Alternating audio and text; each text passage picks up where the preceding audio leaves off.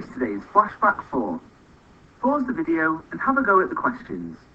Don't forget to name the shape in the top right hand corner.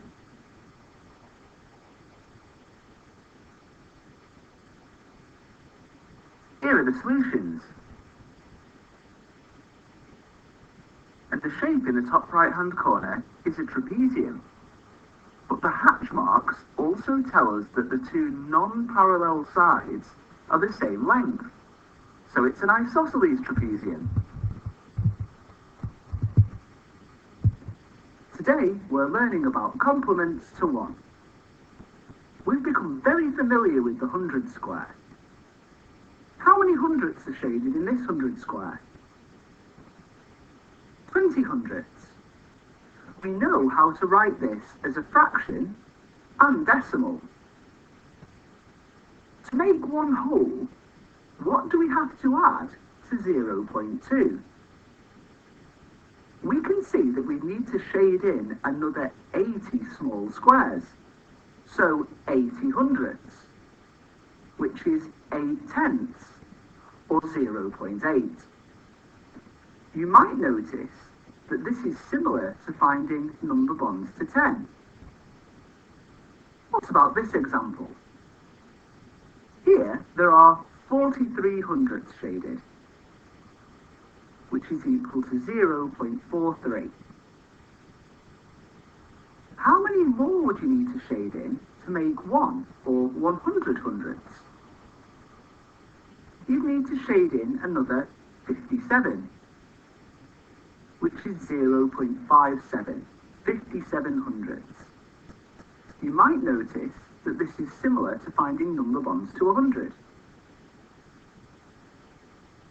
Pause the video here and have a go at finding the missing numbers.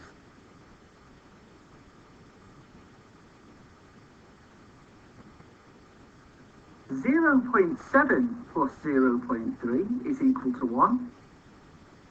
1 is equal to 0.08 add 0.92. For the final question, it will be useful to use a 100 square. Here, I've already shaded in 0.6 and 0.26. We can see that we need to shade in another 14 little squares, or another 14 hundredths, which is 0.14.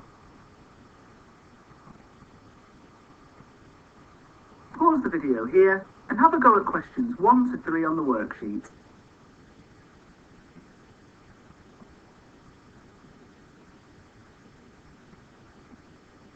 Here we have some tenths counters, shown as a fraction and as a decimal.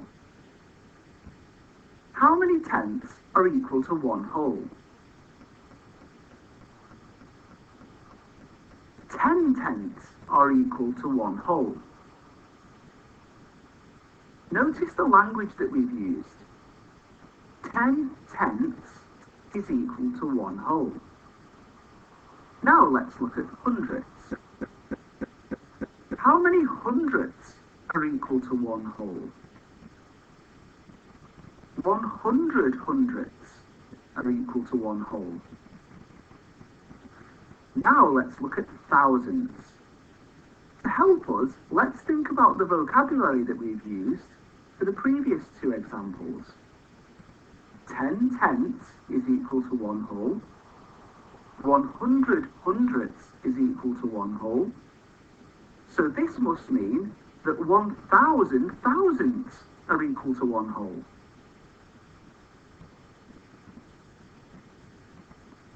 We looked briefly there at thousandths, and that 1,000 thousandths is equal to 1 whole. Why is it hard to show thousandths in a drawing? It would take a long time. However, we can use number bond knowledge to help us when dealing with thousandths. Here, we have a number bond to 100.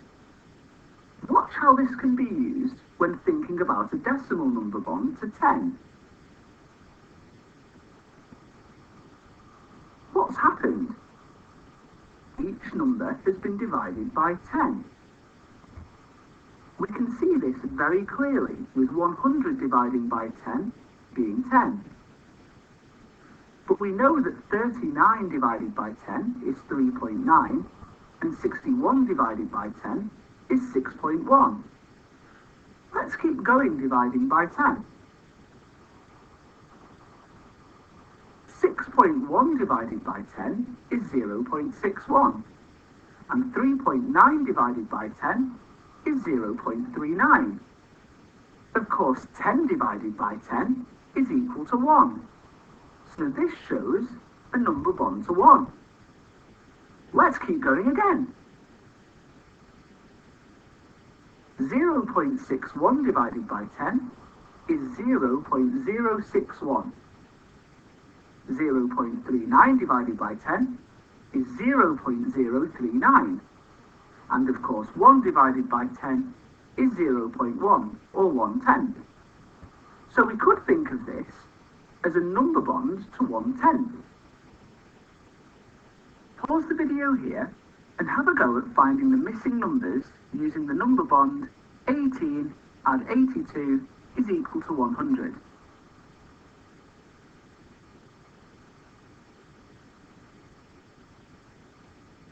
In the first question, each of the numbers has been divided by 10. 100 divided by 10 is equal to 10. 82 divided by 10 is 8.2. So 18 divided by 10 is 1.8. Comparing the second question to the number bond, each number has been divided by 1,000. 100 divided by 1,000 is 0.1. 82 divided by 1,000 is 0.082. 18 divided by 1,000 is 0.018. In the third question, when we compare that to the number bond, each number is being divided by 100. 100 divided by 100 is equal to 1. 18 divided by 100 is equal to 0.18. 82 divided by 100 is equal to 0.82. Pause the video here and have a go at questions 4 to 8 on the worksheet.